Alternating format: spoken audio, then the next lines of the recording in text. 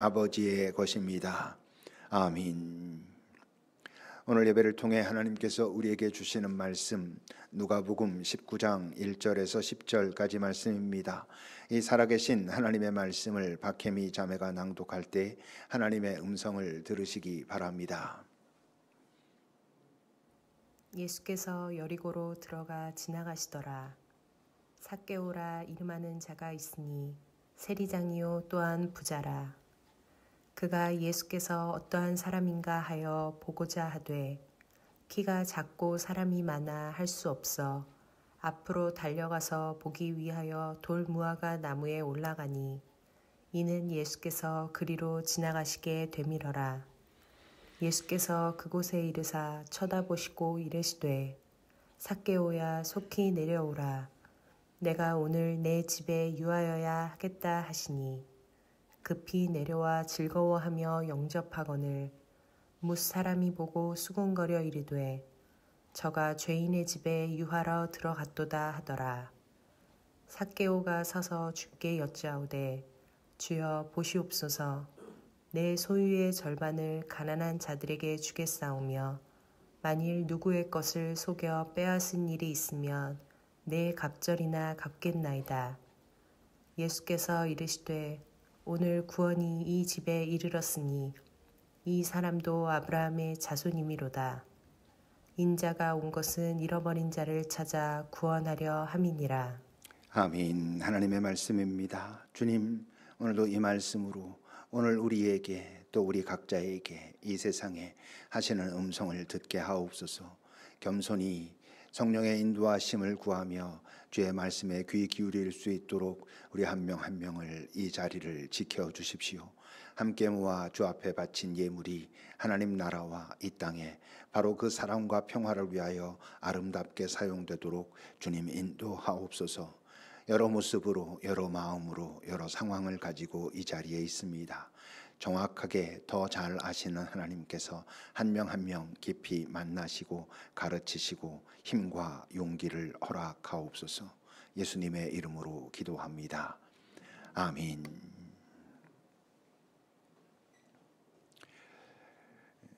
오늘 예수님은 예루살렘으로 가시는 여정 중에 마지막 유월절, 이제 십자가에 달려 돌아가시게 되는 그 마지막 유월절을 지키러 예루살렘으로 가시는 중에 그 바로 앞에 있는 성 여리고를 지나고 계십니다. 그 예루살렘을 향하여 가는, 그러면서 그 여리고성을 들르고 있는 그 예수님 일행과 또 그 예수님 일행을 맞이하는 그 여리고성의 그 백성들, 그 분위기는 어땠을까요? 그 앞에 18장 마지막 절부터 보십시오. 곧 보게 되었다. 누굽니까? 지난주에 우리가 같이 살폈던 그 맹인, 다시 보게 된 맹인, 그가 하나님께 영광을 돌립니다. 그리고는 예수를 따라 나섰습니다. 거기 있던 백성들도 다 그것을 보고 하나님을 찬양합니다. 축제인 것이죠. 환호하고 지금 기뻐합니다. 그들과 함께 예수께서 여리고로 들어갑니다. 그러니 그 예수님을 기다리고 있던, 지난 3년 동안 예수님의 소문을 들었고 이제 또 여기를 지나가신다더라 해서 그 기다리고 있던 그들은 또 어땠겠습니까? 환호하고 환영하는 그런 분위기였을 것입니다. 그렇지만 아직 본질상 정확하게 말하면 그들은 대부분은, 아마 거의 다 아직은 예수님과 진짜 관계는 맺지 못하고 있는 것이죠. 왜? 예수님, 하나님과의 진짜 관계는, 영이신 하나님과의 관계는 우리의 혼의 영역에서, 우리의 감정, 우리의 이성, 우리의 의지의 영역에서 형성되는 게 아니거든요.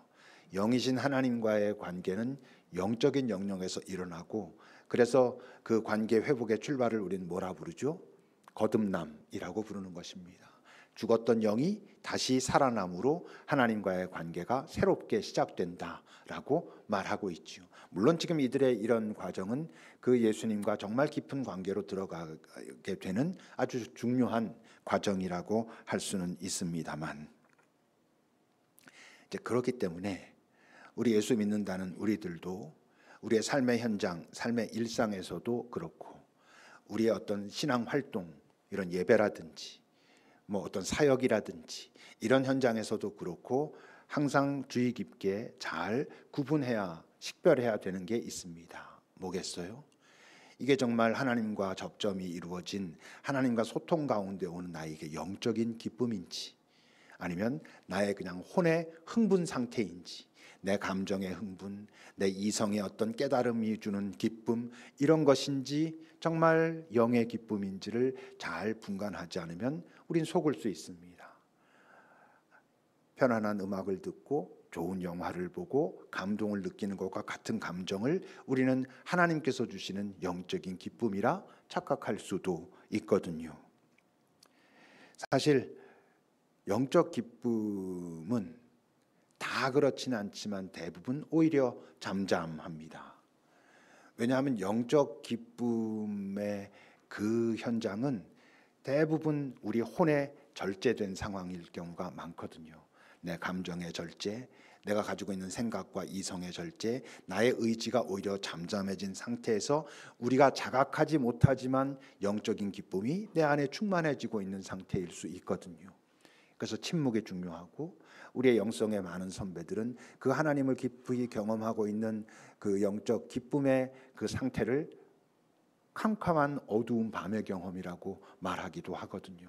그러니까 나의 자각은 그렇지만 실제로 영이신 하나님은 내 안에서 운행하고 계시는 그런 때가 있다는 말이죠. 오히려 많다는 말이죠. 물론 예외도 있습니다. 대표적인 예외가 뭐겠어요? 소리치며 북치며 장구치며 뭐 꽹과리를 울리며 찬양하라라고 할 때 그 찬양을 항상 잠잠하게 할 수만은 없는 것이죠. 그러니까 그때도 우리가 명심해야 되는 건, 그런 찬양조차도 출발은 어디여야 돼? 하나님과 소통하는, 영이신 하나님과 소통하는 영적인 자리에서 시작해서 그 하나님과 깊이 소통된 우리의 영이 나의 감정을, 나의 이성을, 나의 의지를 움직여가서 소리치고 기뻐하고 환호하고 찬양할 수 있는 것이죠. 근데 이제 우리는 자칫 그 순서를 바꾸려고 합니다. 자, 찬양을 시작합시다. 그럴 때 손뼉 치며 합시다. 그러면서 막 손뼉을 친단 말이에요.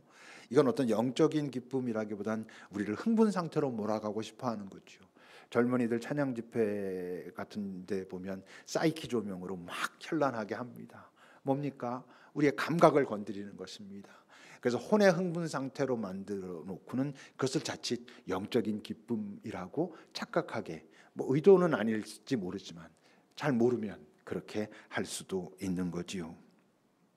이제 그렇다면 우리의 신앙에서 그 혼은, 우리의 감정은, 우리의 이성은, 우리의 의지는 무익한 것인가? 절대로 그렇지 않지요. 오히려 혼은 아주 중요한 역할을 합니다. 우리의 감정은, 우리의 이성은 어떤 역할? 그 영이신 하나님, 사실 영은 자각되는 게 아니거든요. 우리가 만질 수 있는 게 아니잖아요. 그 영이신 하나님, 그 영의 영역으로 내려가는 아주 중요한 통로가 우리의 혼이거든요. 나의 감정, 나의 이성, 나의 의지는 영이신 하나님께로 나아가는 깊은 영적인 자리로 내려가는 소중한 입구이기도 하고, 그 영이 나의 감정과 이성과 의지를 통해서 나오기도 하니까 출구이기도 한 아주 중요한 역할을 감당합니다. 바로 그래서 우리가 정말 정신 똑바로 차리고 잘 깨어 있어야 할 때가 어떤 순간이냐 하면, 어떤 상황 앞에서 내 감정이 막 요동칠 때입니다. 슬픔으로 요동칠 때, 어떤 낙심함으로 요동칠 때, 두려움으로, 슬픔으로, 때론 반대로 기쁨으로 나의 감정이 막 요동칠 때 우리는 바짝 정신을 차려야 되죠. 왜? 그런 순간들이, 내 감정의 그 요동의 순간들이 더 깊은 하나님 앞으로 나아갈 수 있는 통로, 입구가 될 수 있기 때문에 그렇습니다. 물론 그런 어떤 슬픔의 현장, 두려움의 현장이 오자마자 그 즉각적으로 막 하나님 앞에 나가고 그러긴 어려울 수 있어요. 다만 무엇을 염려해야 된다고? 그 슬픔에, 그 두려움에, 그 낙심에 빠져버리면, 거기에 그냥 머물러 있어버리면 그 순간은 사단이 틈타거든요. 그러나 그 순간을 충분히 슬퍼하지만, 충분히 아파하지만 다시 정신을 차리고 내 이 순간 오히려 하나님을 찾는 게 옳다라고 믿고 나아가는 작업이 필요하단 말이죠. 그래서 시편 기자는 43장에서 이렇게 말합니다. 내 영혼아 네가 어찌하여 낙심하며 어찌하여 내 속에서 불안해하는가. 무엇을 의미해요? 지금 이 상황은 나를 낙심케 하고 불안하게 하고 슬퍼하게 하고 때로 어떤 상황은 기뻐하게 하지만, 그러나 여기서 머무르지 말고 하나님께 소망을 두라. 하나님께 소망을 두라는 게 무슨 소리예요? 영이신 하나님 앞으로 이 마음을 들고 나아가라라는 거예요. 그때 그가 나를 도우실 것이다. 저 도움의 방법은 다양한 방법이 있겠지만 해결책을 내게 허락하시기도 하고, 때론 들고 갈 수 있는 힘을 주시기도 하고, 나를 부축하시기도 하고, 쉬라 하시기도 하고, 여러 방식으로 있겠지만, 그러나 결과적으로 어떻다고? 나는 여전히 내 하나님을 찬송할 수 있을 것이다. 그분으로부터 떨어져 나가지 않을 수 있을 것이다 라고 말해요. 그러니까 그 감정은 우리에게 하나님으로 이끌어가는 아주 소중한 도구가 될 수 있다는 것을 기억해야 된다는 것이죠. 오늘 이들이 기쁨 가운데 찬송하고 환호하지만 그들 대부분 어떻습니까? 그냥 그것이 전부인 것입니다. 그리고 끝나는 것이죠. 그렇게 예수가 지나가고 나면 그냥 또 그 전에 자신들의 일상으로 돌아갈 수도 있는데, 그것이 그들의 나중에 생각해 보면 큰 아픔이고 실수인 것이지요. 우리가 지금 만남 이야기를 하고 있습니다. 앞에 6번의 만남 이야기를 했죠. 나병 환자, 백부장, 중풍병자, 가나안 여인, 또 지난주 맹인, 여러 사람들을 우리가 만났는데, 보니까 그 상황들을 이야기할 때마다 빠지지 않았던 단어가 있습니다. 뭐냐 하면 절박함이라고 하는 단어를 매주 우리가 얘기했던 것 같아요. 다들 절박함 가운데 주님 앞으로 나왔잖아요. 근데 오늘 삭개오도 그런 절박함이 있었을까? 생각해 보면 그런 것 같지는 않아요. 그렇게 시작한 것 같지는 않아요. 2절입니다. 삭개오라고 이름하는 자가 있었다. 그는 세리장이었고 또한 부자였다. 세리장은 저 당시로 말하면 그야말로 고위 관원 관리입니다. 지금으로 말하면 지방국세청장 정도 되는 사람인 것이죠. 더군다나 저 때는 그 세리장이 자기가 임의로, 나름 임의로 사람들에게 세금을 부과하고 일정액을 로마에 보내고 나면 나머지는 자기가 마음대로 써도 되는 그런 분위기의 상황이었었거든요. 그러니까 부자였습니다. 고위 관리였습니다. 언뜻 생각해 보면 그러면 부자 관원과 비슷한가? 라고 생각할지 모르지만 그러진 않았죠. 이 삭개오에 대한 사람들의 평가는 어땠습니까? 7절은 이렇게 말하지요. 무사람이 보고 뭘 보고? 예수님이 지금 삭개오와 함께 삭개오의 집에 들어가시는 것을 보고 말합니다. 저 예수라고 하는 자가 지금 죄인의 집에 들어갔다.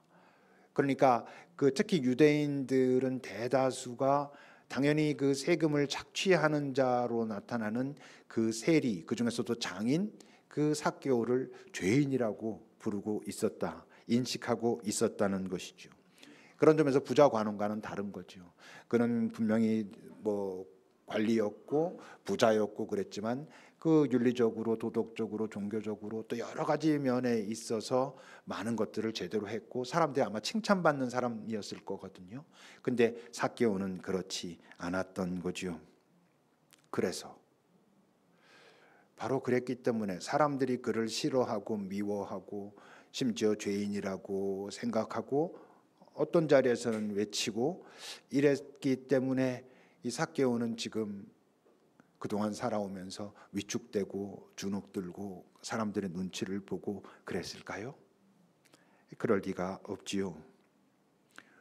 아까도 말한 것처럼 그는 정말 사람들을 좌지우지할 수 있는 권력을, 권한을 가지고 있었거든요. 그러니 오히려 사람들 위에 군림하고 오히려 그들을 위축시키고 너희들 까불면 내가 어떻게 할 거야? 이렇게 했을 거란 말이죠. 그게 여러분 이 세상에 힘이 갖고 있는 그 나름의 색깔이고 특징이잖아요. 이 땅의 힘과 권력이 여러분 다수라고 말할 때 그 다수는 대부분 약자들입니다. 다수의 비난을, 다수의 절규를 두려워합니까? 두려워하지 않습니다. 그들이 두려워하는 것은 한 가지입니다. 자신들이 가지고 있는 힘을 잃어버릴까 봐 두려워하지, 다수의 비난을, 자신들이 힘을 가지고 있기 때문에 행하는 어떤 것에 대한 다수의 약자의 비난을 두려워한다고요? 그러지 않습니다. 우리 지금 사회도 보십시오. 지금 힘 가진 자들이, 뭔가 더 가진 자들이 약자들, 가난한 자들, 그들의 어떤 이야기를 두려워한다고? 두려워하는 것처럼 보일 때가 있지요. 이를테면 선거 때 같은. 그때 여러분 그들이 약자를 두려워해서 말은 그렇게 하죠. 항상 두려워하겠습니다. 말하지만 그들이 두려워하는 게 뭐야? 그렇게 하지 않으면 자신들이 갖고 있는 권력을 잃어버릴까 봐, 권력을 갖지 못할까 봐 그렇게 하지, 정말 그들이 두려워해서 그러지 않다는 걸 우리도 알고 있지요. 그런데 이제 이 삭개오에게는 밖으로 드러내고 싶지 않는 깊은 약점이 있지요. 뭡니까? 그의 키로 대표되는, 그 키는 사실 드러나 있는 약점인데, 그것으로 인해서 이 삭개오의 마음속에 자리 잡고 있는 깊은 상처기가 뭐예요? 어떤 열등감 같은 겁니다. 소외감, 이런 것들. 3절을 보십시오. 그가 예수께서 어떠한 사람인가 보고자 했습니다. 보고 싶어 했습니다. 근데 키가 작고 사람이 많아서 할 수 없었다, 이렇게 말합니다. 성경 전통에 의하면 삭개오는 난장이처럼 작았거나 병적으로 작았다, 어떤 실제적인 신체에 어떤 이상이 있어서 키가 자라지 못한 어떤 그런 상태였다라고 말하고 있거든요. 그러면 지금 예수를 보러 나갔다면 사람들이 쭉 서가지고 지금 장벽처럼 있어서 저 앞으로 지나가는 예수를 볼 수 없었다면, 사실 그 사람들을 좀 해치고 그 앞으로 나가서도 워낙 키가 작으니까 사람들의 시선에 방해가 되지 않으니 그럴 수도 있었을 텐데 그럴 수 없었다는 거잖아요. 그렇게 하지 않았다는 거잖아요. 그건 뭘 말해요? 당연히 아까도 말한 것처럼 죄인이라고 사람들이 생각하고 그를 싫어하고 미워하고 배척하는 분위기였으니, 앞에서는 그가 가진 권력 때문에 두려워할지는 모르지만 그 안에 들어가고 서로 부대끼고 서로 접하고 이럴 수 있는 용기도, 그럴 마음도 없었단 말이에요. 그건 여러분 뭘 말해요? 그가 이미 오래전 자라면서부터, 어린 시절부터 그의 어떤 건 신체적인 약점, 뭐 그런 것들로부터 시작된 여러 가지 때문에 사람들에게 무시당하거나 소외되거나 버림받은 자로 사람들이 말을 하거나 이랬을 가능성이 많은 거죠. 그러면서 그의 마음에 쌓여간 어떤 그런 열등감, 상처들. 근데 여러분, 사람이 그런 어떤 것 때문에 내 안에 열등감들이 생긴다고 하지만 그 사람의 그 자각 속에서는 그것이 나는 열등감을 가지고 있어라고 하는 경우는 별로 없습니다. 실제로 그 안에 열등감으로부터 시작된 건데, 그 열등감을 이 사람이 자각할 때는 분노, 원망, 복수심 같은 것들로 자리 잡게 돼 있어요. 그런 걸 보면 이 삭개오가 아마 기본적인 어떤 삶의 배경은 있었을 것입니다. 아무것도 없이 이렇게까지 될 수는 없었을 텐데, 그런 약점에도 불구하고 분명히 어떤 기본적인 배경은 있었겠지만, 지금 삭개오의 이 현재는 나름 치열하게 살아온 삶의 결과인 것이죠. 정말 남들보다 훨씬 더 많이 노력했을 것이고 어쩌면 지독하게 했을 것이고 그랬던 과정이 있었기 때문에 지금 이 사람은 이 자리에까지 올라올 수 있었던 거죠. 근데 그렇게 치열한 삶을 살아낼 수 있었던 동력이 뭐? 아까 말했던 열등감으로부터 시작된 드러난 원망, 복수심, 내가 진짜 가만두지 않겠어, 나 너희들보다 훨씬 더 잘 살 거야, 이런 어떤 마음이 그로 하여금 그런 동력을 만들어내고 정말 누구보다 더 치열하게 아니면 지독하게 했고, 그래서 그런 약점에도 불구하고 그는 세리, 그것도 장이 되고 부자가 될 수 있었단 말이에요. 근데 그래서 그는 정말 행복했을까? 악착같이 사람들 앞에서는 행복하게 보이고 싶어 했을 것입니다만, 특히 자기 혼자 있을 때, 항상 그렇진 않았겠지만 문득 그의 안에 뭔가 올라오는 뭐가 있었을 거 아니겠어요. 그 깊은 상처가 있는 사람인데, 그게 공허일 수도 있고 외로움일 수도 있고 여러 어떤 마음들이 그의 안에 그게 있었겠죠. 근데 문제는 삭개오가 바로 그랬기 때문에 그의 안에 그 문득 특히 홀로 있을 때 올라오는 그 감정들의 뿌리를 찾아가고 직면하고 성찰하고 그랬을까? 그러지 못했을 겁니다. 오늘 나타나고 있는 삭개오의 이런 이야기들은 그러지 못해 왔었다는 것을 우리에게 말하고 있지요. 왜? 우리는요, 상처가 깊으면 깊을수록 자기 직면하는 게 더 어려워지거든요. 상처가 깊으면 더 저 안에 있는 나를 보는 것이 싫고 때론 두렵고 그래서 외면하고 회피하게 되거든요. 더구나 그런 사람이 외적 어떤 성취를 이뤘어. 그 성취를 이루게 되면 거기에 접근하는 건 더 어렵게 됩니다. 왜 그러겠어요? 분명히 문득문득 내 안에 뭔가 나를 건드리는 게 있는데 뭔가 좀 불편한 또는 뭔가 좀 불안한 그런 게 있는데 덮어두거든. 왜냐하면 섣불리 그것에 직면하게 되면 지금까지 내가 가지고 있는 열심히 애써가지고 성취해 놓은 이 외적인 보호막이 있잖아요. 어쨌건 남들이 뭐라 해도 너희들보다 내가 나아라고 외치게 했던 어떤 그런 도구들, 그것까지도 막 무너질 것 같은 두려움이 있거든요. 머릿속에 자각은 하지 못할 수 있어요. 그런데 내면에 그런 두려움이 그런 상황을 자꾸 회피하게 하고 덮어두게 하고 외면하게 하고 더 밖으로 나가게 만드니 순간순간 그런 게 있을지라도 그걸 더 이상 살 필요 하지 않습니다. 왜? 이걸로 됐어. 이걸로 내가 살 거야. 내가 너희들보다 나아라고 하게 된단 말이죠. 근데 이제 그러다가 예수 소문을 들은 것입니다. 그 예수 소문 들려오는 그 얘기를 들으면 나랑 전혀 다른 방식을 살아. 당연히 뭐 가진 것도 없고 뭐 어떤 배경도 없고 뭐 저 갈릴리 촌마을에서 자라서 태어나고 자란 그런 젊은이를 사람들이 따라. 그리고 그는 분명히 외적으로 가지고 있는 어떤 것도 없어 보이는데 그의 권위를 사람들이 인정해. 자기는 많은 것들을 가지고 있음에도 불구하고 사람들은 자기를 배척하고 자기를 죄인이라고 하는 걸 자기도 느껴. 왜냐하면 권위는 내가 갖는 게 아니거든요. 권위는 사람들에 의해서 인정되고 부여받는 거잖아요. 자기가 권위를 갖고 싶다고 내가 이 정도 가졌으니 이제부터 나의 권위를 인정해라고 해서 인정하나요?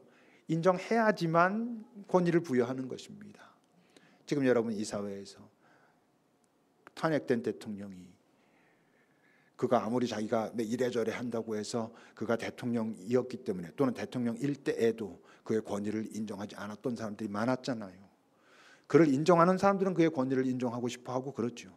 다 마찬가지입니다. 제가 여러분 급입교회 담임 목사이기 때문에 여러분들이 담임 목사라고 하는 직책 때문에 제게 권위를 인정하고 부여합니까? 아니죠. 이 안에도 그것을 인정하지 못하겠는 사람도 있고 인정하는 사람도 있는 것입니다. 나의 권위는 각자 개인이 나에게 부여할 때만 있는 것이지 제가 목사이기 때문에 담임이기 때문에 갖는 건 아니라고 하는 거지요. 근데 예수 저자는 가진 것도 뭐 지금까지 보면 별로 뭐 한 것도 없는 것 같은데 여기저기서 무슨 어떤 좀 센세이셔널 일을 일으켰다는 얘기는 들었는데 그렇다고 저렇게까지 사람들이 환호하고 따른다고 하니 궁금했던 것이지요.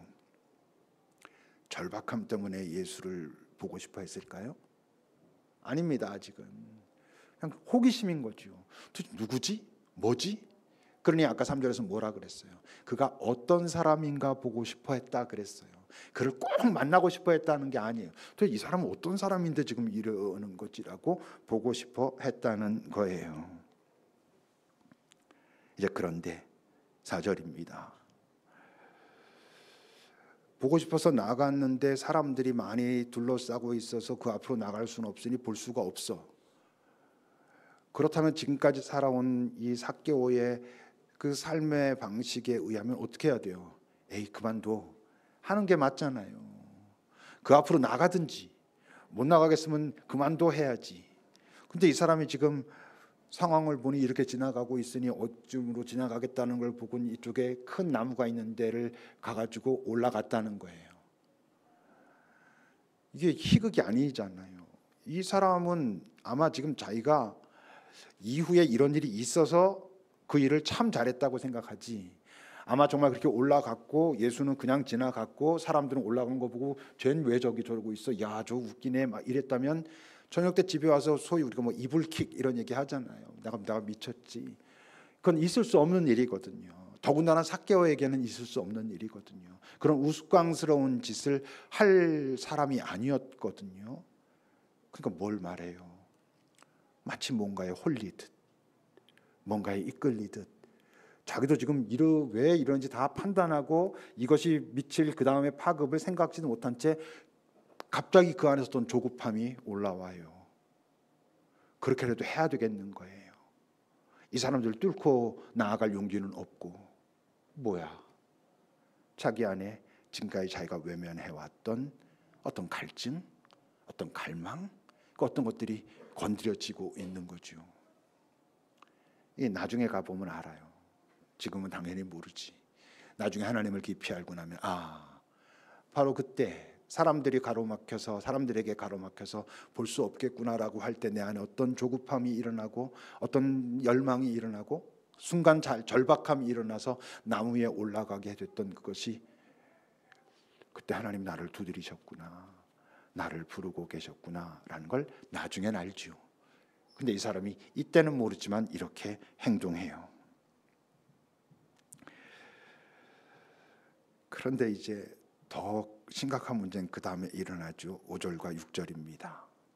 예수께서 그곳으로 오셨습니다. 쳐다보시고 내려와라, 내가 오늘 네 집에 가겠다라고 말씀하십니다. 저게 한 문장이지만 여러분, 저 삭개오의 심정에서는 얼마나 복잡한 생각들이 지금 왔다 갔다 하는 거겠어요. 어쨌건 지금 현재 인식은 뭔가 끌려서 올라왔지만 자기의 자각은 뭐냐 하면 저 자가 어떤 자인지 한번 보고 싶은 거거든요. 그를 보는 사람들의 표정이나 이런 태도도 좀 확인해 보고 싶은 거거든요. 그래서 저게 지나갈 줄 알았거든요. 근데 갑자기 예수 저분이 방향을 바꾸네. 나에게로 오네. 여러분, 나에게로 오면 그냥 옵니까? 사람들이 지금 가로막고 있었기 때문에 지금 삭개오가 그 앞으로 갈 수 없었던 거잖아요. 그러니까 예수님이 방향을 바꿔서 삭개오가 올라가 있는 나무 쪽으로 온다는 건 사람들을 해치면서 오는 거잖아요. 그러니까 예수님이 오셔가지고 지금 삭개오를 볼 때 예수님만 보고 있어요? 아니, 많은 사람들이 삭개오를 보고 있는 거예요. 얼마나 많은 사람들이 거기서 웃고 있었겠어요. 삭개오를 치면 여러분 인터넷에 그 삭개오 그림이 많이 나옵니다. 그 나무 위에 올라가 있는, 거기 예수님과 둘이만 있겠어요? 여러 사람이 같이 삭개오를 보고 있는 그런 그림들이 많이 나와요. 얼마나 당황했겠어요. 얼마나 순간적으로 나 미쳤구나 했겠어요.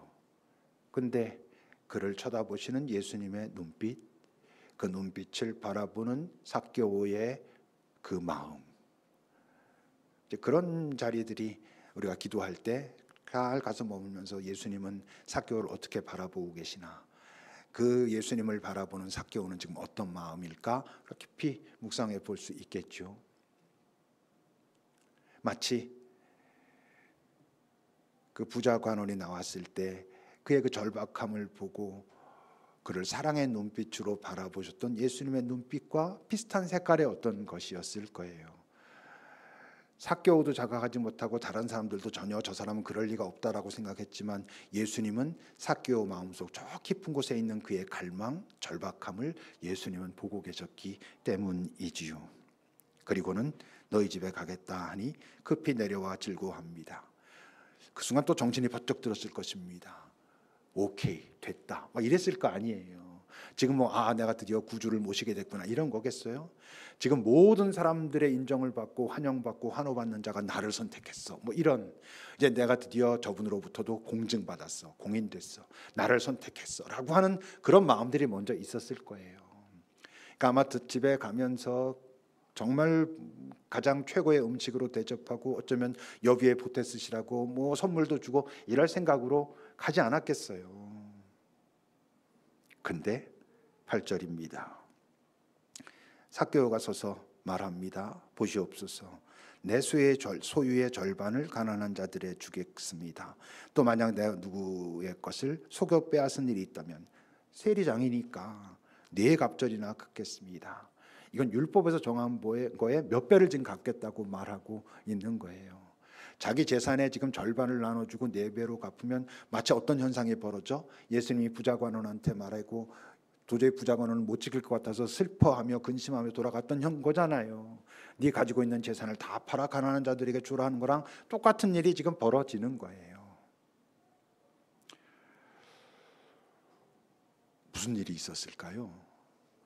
여러분, 그 나무 위에 있었는데 예수님이 와서 오늘 너희 집에 가야 되겠다 그러니까 기뻐하고 내려와가지고 집에 딱 들어가자마자 잠깐 앉아보십시오 그러고 딱 일어서가지고 제가 네 갑절 갖고 뭐 이래 쓸 리는 없잖아요. 무슨 일이 있었던 거죠. 뭐 무슨 일이 있었는지 정확한 대화와 그런 건 모르지만 분명한 건 이 삭개오가 어떤 새로운 자각이 있었으니까 절대 지금까지 해오지 않던 정반대의 일을 하는 거죠. 사람들이 그것을 봤을 때는 쟤 미쳤나 봐 라고 할 만한 행동을 지금 시작하는 거잖아요. 어떤 새로운 자각이 있었고 그 새로운 자각은 어디로 이끄르는 자각? 자기를 이전에 그 중요하게 여겼던 것들로부터 훨씬 자유로워지게 만드는 어떤 자각이 있었으니 이런 행동을 하는 거지.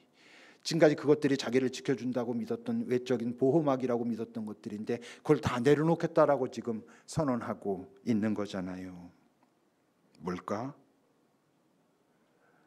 정확한 세부적인 것은 우리가 알 수 없지만 예수님이 그를 그냥 두지 않으셨을 거고 아마 왔다 갔다 하면서 뭐 식사 대접하고 뭐 선물하고 이래서 보내면서 나 이랬어라고 하고 싶었을 텐데 아마 처음엔 그를 불러 앉혔을 거고 여러 이야기를 나누셨겠죠.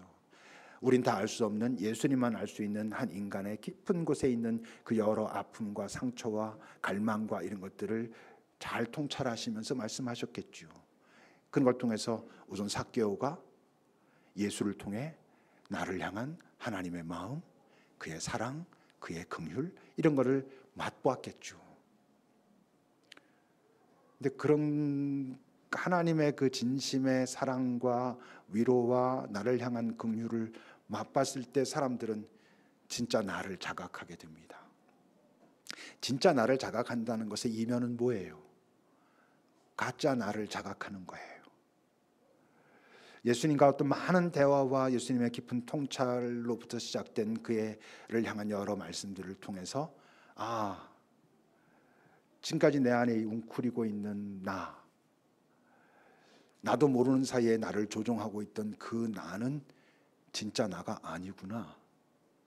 깊은 상처 가운데 있고 열등감 가운데 있고 복수심과 원망 가운데 있고 그렇기 때문에 이건 가리고 내가 외적으로 갖게 된 걸 가지고 나로 삼을 거야 라고 나를 지지하고 있는, 껍데기는 가라 라고 말하지만 실제로 우리를 껍데기로 만드는 건 우리 안에 있거든요. 그게 해결되지 않고 껍데기는 없어지지 않거든요. 그거를 예수님은 같이 보셨고 보게 하셨고 그것을 삭개오가 보며 이게 진짜 나가 아니구나 라는 걸 자각하는 거죠. 그 다음 진짜 나는 지금 예수님과 함께 내 안에 그 웅크리고 있는 그 왜곡되고 상처받은 내가 가짜라는 것을 지금 직시하고 직면하고 있는 그 나, 이게 내가 진짜가 아니었구나, 진짜가 아닌 것에 나는 휘둘리고 그것에 의해서 내가 살아왔던 내 삶은 껍데기였구나를 자각하게 된 그 현재의 나, 예수와 함께 내 안에 있는 것을 바라보고 있는 그 나가 진짜 나라는 것을 이제 깨닫기 시작하는 거죠. 그 가시나무라는 노래 얘기했듯이 내 속엔 내가 너무나 많아 당신의 쉴 곳 없네 라고 말할 때 내 속에 내가 너무나 많다는 건 이게 진짜 내가 아니구나라는 것을 자각하게 된 지금 그 노래를 부르고 있는 그 순간의 내 속엔 내가 너무나 많아서 주님이 거하실 곳이 없군요 라고 자각하고 있는 나가 진짜 나를 찾아가는 출발점이 되는 것이죠.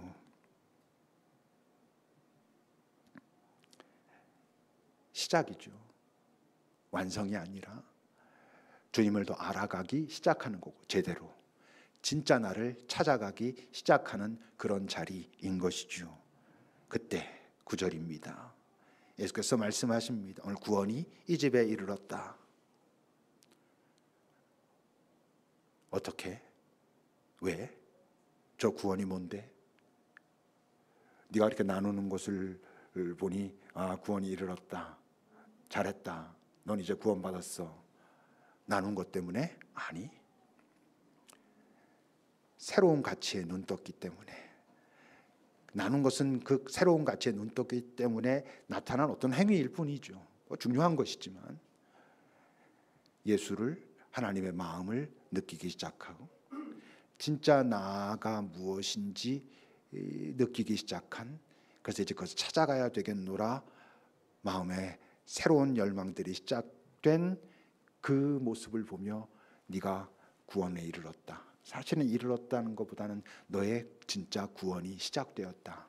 이제부터 너는 이 땅에 살지만 진짜 너를 찾아가는 여정을 걸을 수 있을 거야. 그 여정을 걸어가면서 너는 하나님을 더 깊이 알게 될 거야. 그 사랑을, 그 평화를, 그 위로를 알게 될 거야 라고 말씀하시는 거지요. 삭개오는 그래서 이후에 세리를 계속 했을까요? 안 했을까요? 저는 했을 가능성이 많을 것 같아요. 왜? 이제 삭개오에게 그 세리장은 바울의 표현을 빌면 배설물이 됐거든. 지금까지는 그게 나를 지켜준다고 믿었었는데 그건 아니라는 걸 알게 됐거든. 그러니 이제 그 배설물로 여기게 된 세리장이라고 하는 자기의 이 땅의 삶에서 가지고 있는 것은 소중한 도구, 어떤 도구? 가난한 사람들을 돕고 힘들고 어려운 자들을 예수의 마음으로 살피는, 이제부터 그는 만약 계속 세리장을 했을지라도 지금까지와는 다른 방식으로 자기의 역할을 감당했겠죠. 가난한 자들의 세금을 깎아주고 더 많이 갖고 그런 자들의 세금을 충분히 걷어서 가난한 자들에게 나누고, 이런 어떤 역할을 하게 되는 삶의 방향이 달라진, 근데 달라진 그 삶의 방향이 진짜 나를 걸어가고 있는 그 삶으로 되지 않았겠어요? 여러분들은 어떠신지요? 여러분들은 진짜 나로 살고 계십니까? 그걸 알고 계십니까? 이건 가짜가 아니야 라는 것을 확인하셨는지요? 혹시 여러분들이 비춰 살펴보지 않고 그냥 불안하고 뭐 그렇지만 불편해서 덮어두고 있는 그것이 사실은 가짜인데, 그것이 나를 지금 이끌어가게 만들어 놓는 그런 억울함을 살고 계시지는 않은지요? 잘 살피셔야 됩니다. 그래야 여러분 주님과 함께 살아가는, 진짜 나로 살아가는, 이 땅에서 구원을 시작하는, 구원의 영원으로 향해서 나아가는 그런 삶을 여러분 살 수 있는 것이지요. 잠시 주 앞에 우리 머물러 봅시다. 나는 지금 내가 가고 있는 그 길은 진짜 내가 주와 함께 잘 살피며 바른 방향으로 가고 있는지, 내가 자각도 하지 못하는 사이에 내 안에 웅크리고 있는 그 수없이 많은 진짜 아닌 그 내가 나를 조종해 가고 있는 그런 삶을 살고 있지는 않은지 잠시 살펴보십시오.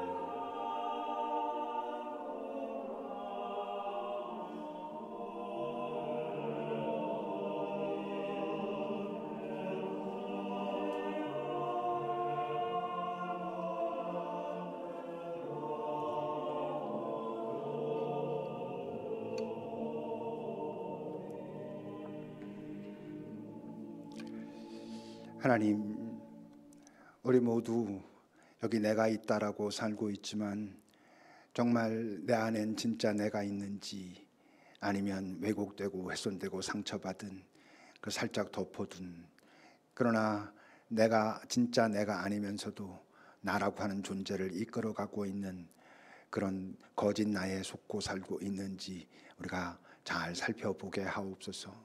진짜 나로 살아야 그것이 구원의 길을 산다는 것을, 영원으로는 가짜 나로는 갈 수 없다는 것을, 진짜 나는 주께서 보시는 것과 같은 것을 내 안에서 발견하고 그것을 해결함으로 주와 함께 다시 새롭게 한 걸음 내디뎌야 가능하다는 것을 기억하는 살아내는 우리들이 되게 인도해 주십시오.